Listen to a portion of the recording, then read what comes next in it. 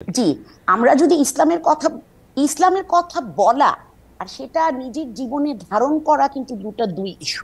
আমাদেরকে ইসলাম শিখায় নম্র হতে, ভদ্র হতে, অন্যের সাথে ভালো আচরণ করতে। হুম। ইসলামে বলা হয়েছে একজন মানুষের প্রতি, একজন মানুষের দিকে হাসলে সেটাও এক ধরনের সাদকা। ওকে। আমরা কি সেগুলো করি?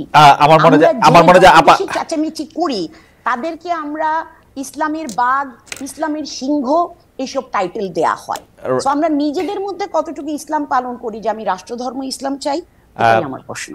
আপা, আপনাকে অনেক ধন্যবাদ। আমরা জনাব মামুনুল হকের কাছে প্রশ্ন রেখেছিলাম যে ইসলামের দৃষ্টিতে আসলে কোনটা বেশি গুরুত্বপূর্ণ, বাহ্যিক বাহ্যিকভাবে তার পোশাক আশাকের পাশাপাশি ঘুষ, দুর্নীতি, সুদকে আমরা আসলে বর্জন করছি কিনা, যেগুলিকে আমরা আসলে ফান্ডামেন্টাল ধরে আসছি, সেটা ক্ষেত্রে আপনার কি মতামত।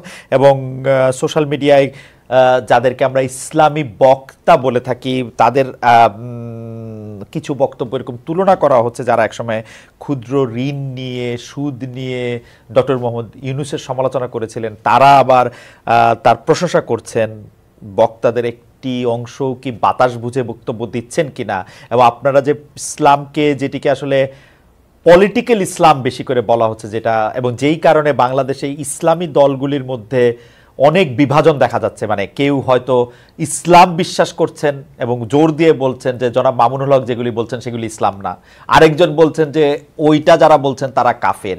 ওই পুরো ব্যাপারটা ধরে যদি একটু আলোচনা করেন যে আসলে কোনটা বেশি গুরুত্বপূর্ণ, কোনটাকে আমরা ফান্ডামেন্টাল ধরবো, জনাব মামুনুল হক।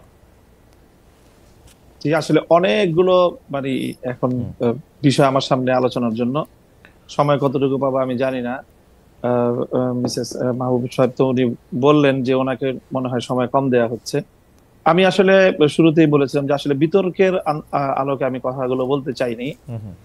প্রথম যে প্রসঙ্গটা আপনারা দুজনই আলোচনার মধ্যে আনলেন, আমি ঢাকা বিশ্ববিদ্যালয় সহ আমাদের বুয়েটের ক্যাম্পাস যেই স্পেসিফিক যেই কথাটা আমি বলেছি, আপনারা খবর নিয়ে দেখেন, গত 1 মাসের ব্যবধানের ঘটনা।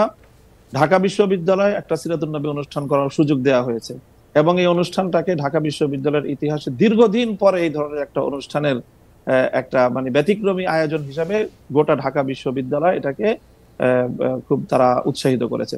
সেম একই ধরনের অনুষ্ঠানের অনুমতি চেয়ে বুয়েটের ছাত্ররা বুয়েটের প্রশাসনের কাছ থেকে অনুমতিটা পায়নি।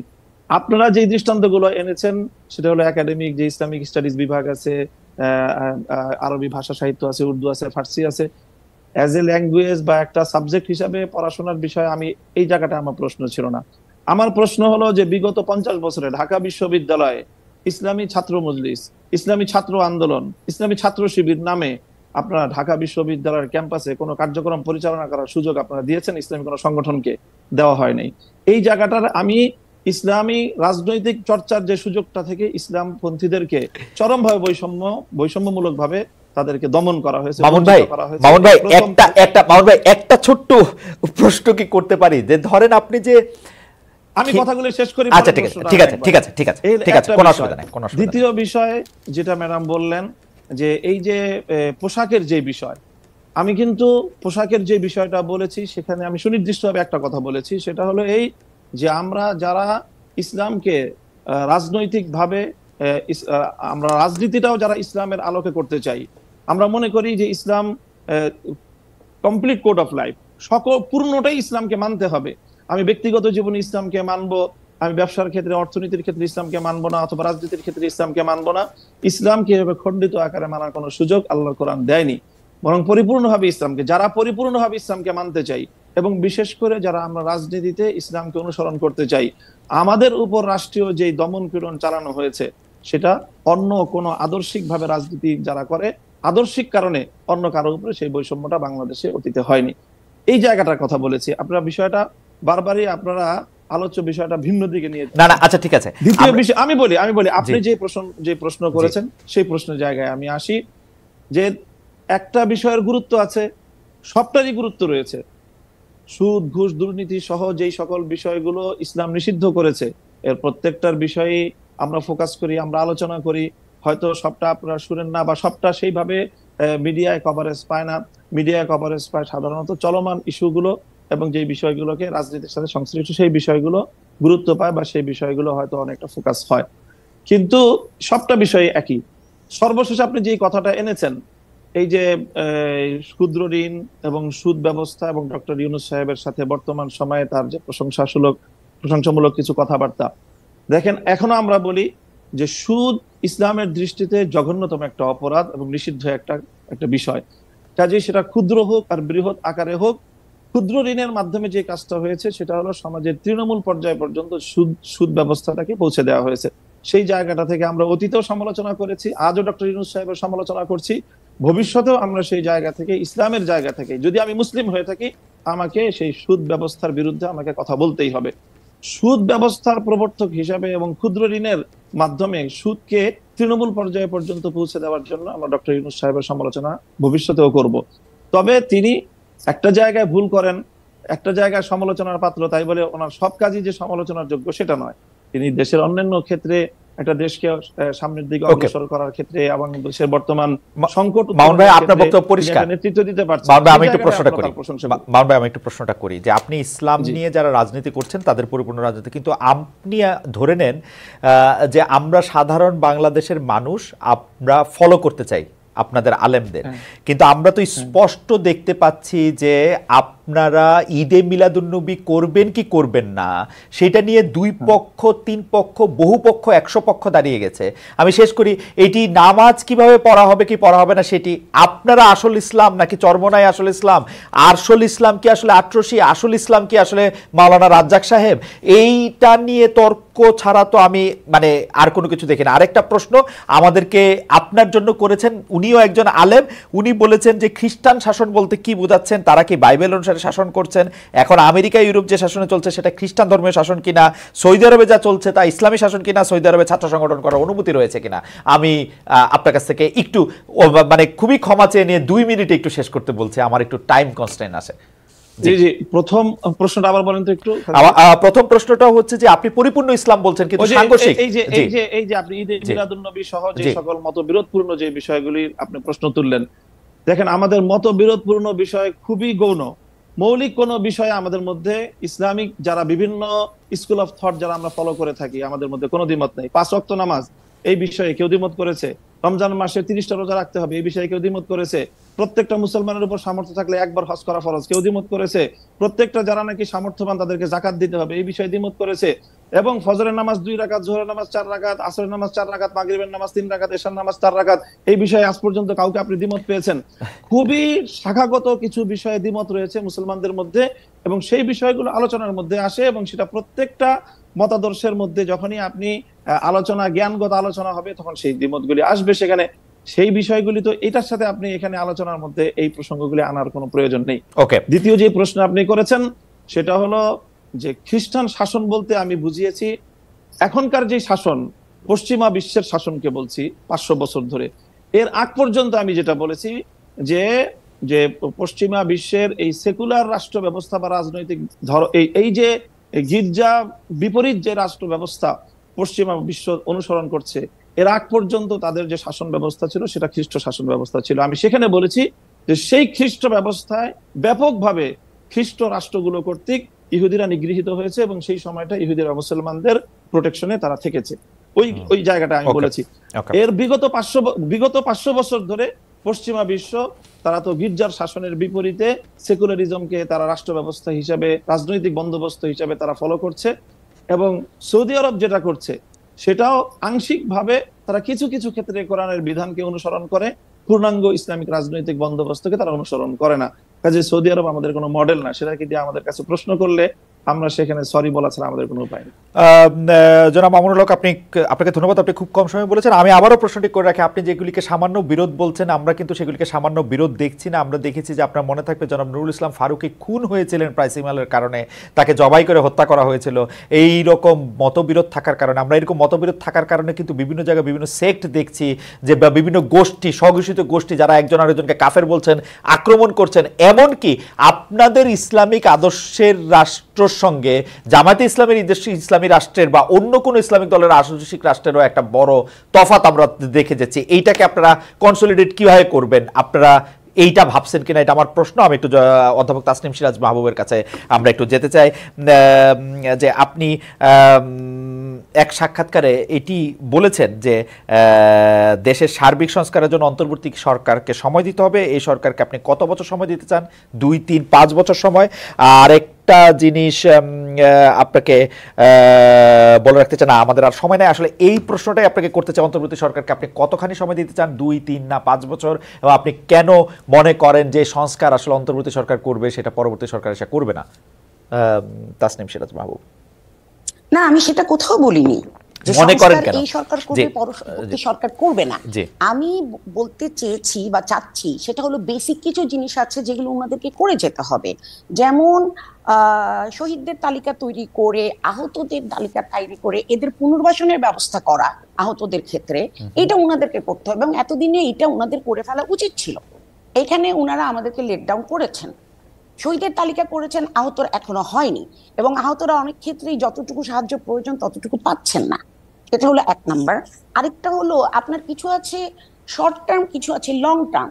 এখন ওনারা যদি বাংলাদেশের শিক্ষা ব্যবস্থাকে ঢেলে সাজাতে চান, এটা 6 মাস 1 বছরে সম্ভব না।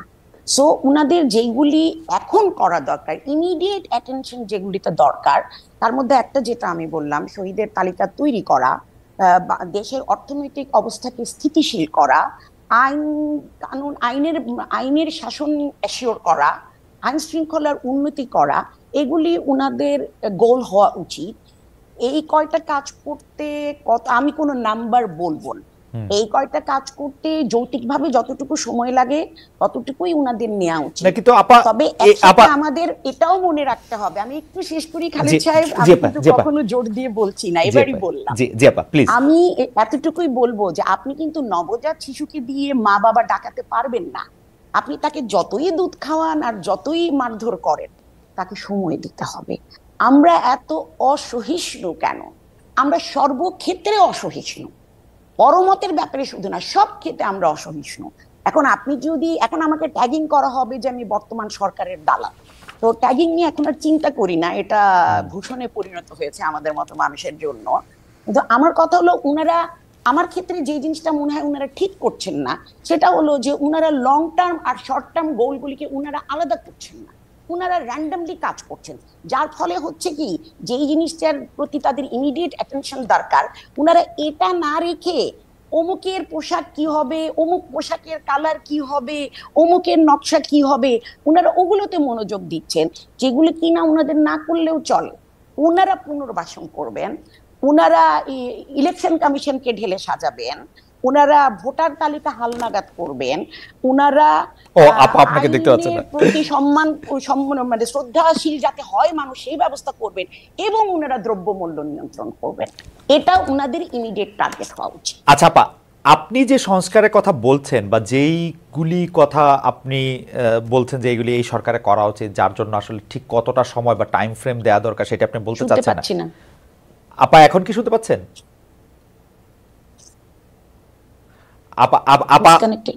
আপা আমাকে শুনতে পাচ্ছে না? আমি এখন পাচ্ছি। আচ্ছা আপা, আমি যে প্রশ্নটি করতে চাইছি সেটি হচ্ছে যে আপনি বলছেন যেই কাজগুলি এখন এই মুহূর্তে করতে হবে, আপনি যেগুলিকে প্রায়োরিটিতে দিলেন, যে এই কাজগুলি একটা অনির্বাচিত সরকার কেন করবে?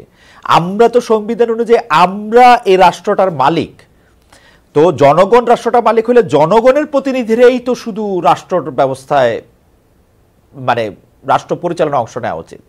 কেন একটা ইন্টারিম ব্যবস্থা এটা হইতে পারে, কিন্তু এটা এরকম কেন? আপনাকে 1 মিনিটে শেষ করতে হবে, এই পর্বে আপনার কাছে আসতেছি। জি আপা, 1 মিনিট আমি শেষ করছি। আমি একটা জিনিস নিয়ে শুধু বলি, এই যে মনে করেন আপনার একটা অবাধ সুষ্ঠু নির্বাচন করতে হলে আপনাকে কিন্তু ভোটার তালিকা হালনাগাদ করতে হবে। এখন আপনি যদি বলেন যে নতুন সরকার এসে সেই ল মেকাররা এটা হালনাগাদ করবে, তাহলে ওরকম ইলেকশনটাকে বিশ্বাসযোগ্য হবে যে আপনি ল মেকার এসে তালিকা, তাহলে আপনি পুরানো তালিকা যেটার মধ্যে অনেক ভুয়া ভোটার আছে, অনেক জেনুইন ভোটারের নাম নেই, এইটা দিয়ে আপনি যদি কোনো নির্বাচন করেন, এই তালিকা ফলো করে, সেই নির্বাচনের বিষয় মানে বিশ্বাসযোগ্যতা কতটুকু থাকবে? তাদেরকে তো আমরা সবাই দায়িত্ব দিয়েছি, তারা তো উড়ে এসে জুড়ে বসেনি। নির্বাচিত হতে পারে কিন্তু তারা আমাদের ম্যান্ডেটে হচ্ছে। তাদেরকে এতটুকু স্বাধীনতা তো দিতে হবে। আচ্ছা আপা, আমার আপনার কাছে এই বিষয়ে প্রশ্নটা দুটি ভাগ আছে। আমি কেন আপনাকে একটু 1 মিনিটে শেষ করতে বললাম, কারণ আমাদের এই অনুষ্ঠানটি চ্যানেল 24-ও দেখানো হয়, কিন্তু চ্যানেল 24 এর টপ অফ দ্য আওয়ার নিউজের জন্য তাদেরকে এখন স্টুডিওতে ফিরে যেতে হবে। আমরা আপনাদের সঙ্গে আরো কিছুক্ষণ থাকবো। আমি একটু স্টুডিওতে অনুরোধ করেছি আমাদেরকে একটু এক্সটেন্ড করার জন্য। আমি যেই প্রশ্নটি আপনার কাছে করতে চাই সেটা হচ্ছে যে ভোটার তালিকা হালনাগাদ করাটা যদি এত জরুরি হয়, এবং ভোটার তালিকা হালনাগাদ করা কিন্তু এত সহজ কাজ না, এটা একটা সময় সাপেক্ষ কাজ। কিন্তু আমরা কিন্তু দেখেছি এই সরকার এখন পর্যন্ত একটা নির্বাচন কমিশনই ফর্ম করতে পারে নাই। ফর্ম করবে, তারপরে হালনাগাদ করবে।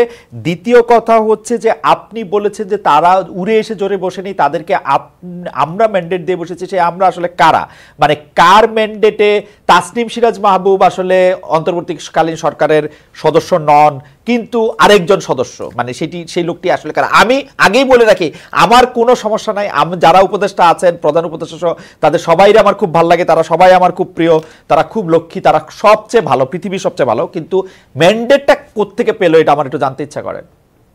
ম্যান্ডেটটা কার আসলে? আচ্ছা, আপনি অবশ্যই জানেন, এটা দর্শকরা জানেন না, সেই কারণেই বলছি। আপনাদের ভুলে যাওয়ার কথা না যে বঙ্গভবনে এই ছাত্র সমন্বয়কদের সাথে একটা মিটিং হয়েছিল, 3 বাহিনীর প্রধান, এবং পরে তারা প্রেসিডেন্টের সাথে বসে তারা কথা বলেছিলেন যে তারা ডক্টর ইউনূসকেই চিফ অ্যাডভাইজার হিসাবে দেখতে চান। তো এটা তো আমরা করিনি, যে ছাত্র জনতা এই অভ্যুত্থানটা করেছে এবং সেটার নেতৃত্ব যারা ওই সময়ে দিয়েছিল তারাই গেছে আলোচনা করতে। কারণ 3 বাহিনীর প্রধান, বিশেষত আর্মির প্রধান, তাদেরকেই দাওয়াত দিয়েছেন। খালেদ মহিউদ্দিনকে বা তাসনিম মাহবুবকে কিন্তু দাওয়াত দেন। ওকে, তো তাদেরকে দিয়েছেন এবং আমরা কেউ আপত্তি করিনি, কারণ তারা খুব অ্যাক্টিভলি পার্টিসিপেট করেছে, আমরাও ছিলাম, কিন্তু তারা খুব অ্যাক্টিভলি পার্টিসিপেট করেছে। তারা নির্যাতিত হয়েছে, যখন তাদেরকে দাওয়াত দেওয়া হয়েছে তারা গিয়েছে, তারা এটা নিয়ে আলোচনা করেছে, আলোচনাটা ফলপ্রসূ হয়েছে এবং সেই আলোকে একটা সরকার হয়েছে। সেই হিসাবেই আমি বলছি, তখন তো আমরা কেউ আপত্তি করিনি যে না, একে চিফ অ্যাডভাইজার করা যাবে না বা তাকে অ্যাডভাইজার করা যাবে না। প্রথম দিকে সরকার এত বিতর্কিত সিদ্ধান্ত নেয়নি। এখন যত দিন যাচ্ছে আর নতুন নতুন উপদেষ্টাদেরকে সংযোজিত করা হচ্ছে, সমস্যাটা তখনই দেখা দিচ্ছে। কারণ আমার মনে হয় ওনারা ব্যাকগ্রাউন্ড স্টাডি করছেন না, আর ইলেকশন কমিশনের কাজটা যে ওনারা শুরু করছেন না, এটা কি আমরা সমর্থন করছি বা ভালো দৃষ্টিতে দেখছি? মোটেই না, মোটেই না। আপনারা যদি বলেন যে এখন আমরা কি করছি, আমরা এমনি ওয়াচডগ, আমরা বসে বসে দেখছি এবং ওনারা যে কাজগুলি ভুল করছেন বা সঠিক করছেন না, সেগুলোর ব্যাপারে কিন্তু আমরা খুবই সোচ্চার।